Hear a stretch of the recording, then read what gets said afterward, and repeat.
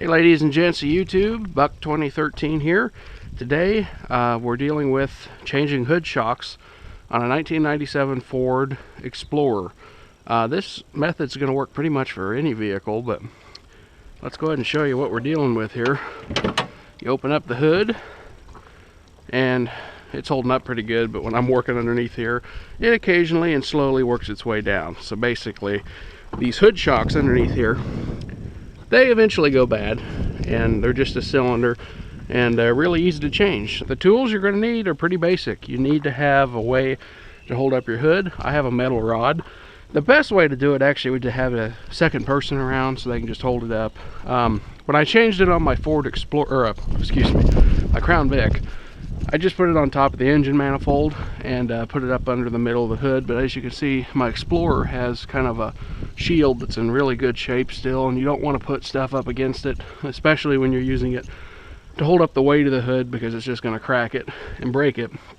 So I do have it on it, I guess, over here, but it's a little bit harder over here, harder surface and less likely to break. I just have it wedged against the battery here. It's going to hold it up perfectly.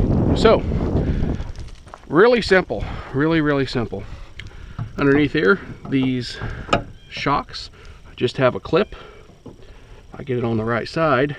You just got to take your straight edge screwdriver underneath there, and you got to pull out underneath the bottom of the clip. The screwdriver I got's a little bit too big, but you just got to get underneath it and pop it out, and there we go. Got that pulled loose. Now just make sure that your rod's in place. Maybe even just hold on to it with your hand. And as you can see, that came right off. You do that on both ends.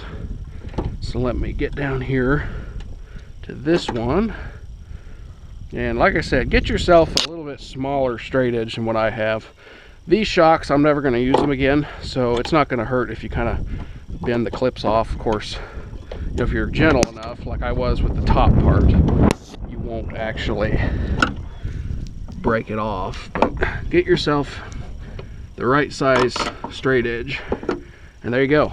That's the old shock.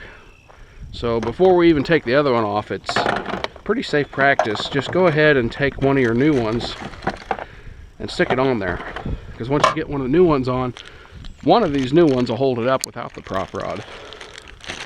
But what you want to do is go ahead and line it up to be about the same length as your old one.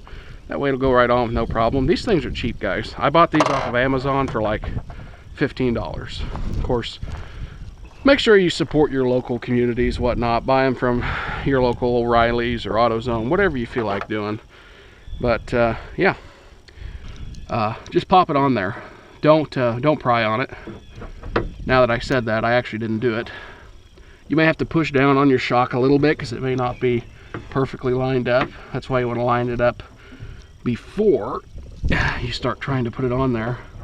But once you get it pushed down to the right height, it will go right on. Of course, if you're having trouble, it's kind of hard to push down on them. They're stout little boogers. Just push up on your hood, and that'll get it on there where you want it. And there you go, guys. That is how simple it is to change a hood shock. We'll go ahead and do the other one and get it on there and show you guys just how good this sucker works. Go ahead and take this one off too, just like the other one. Get up underneath the clip, pull back on it with your screwdriver, and shouldn't have to pull back very far. There you go, pulled it out. Whoop, it went back in. See, if you're gentle enough, guys, you can get these off. Obviously, they're not like a one-time use once you pull them out, and then you could reuse them, but what's the point whenever you're changing them? And they're pretty cheap. There we go, got that one off. Let's go ahead and get this one off. Down here toward the bottom, get up underneath your clip, pull back on it. Like I said, get yourself the right size screwdriver so you're not fighting with it like I am. There we go. All right, after a little extra fighting, I got that sucker out. As you can see, you can just pop those clips right back in there where they belong. If you were just changing them, take them off, take your hood off, and then we're putting them back on there. All right, let me get my new prop rod out, just like I did before. Doesn't hurt to line it up with the old one. Make sure they're relatively close. Like I said, you can always move the hood a little bit to make things easier.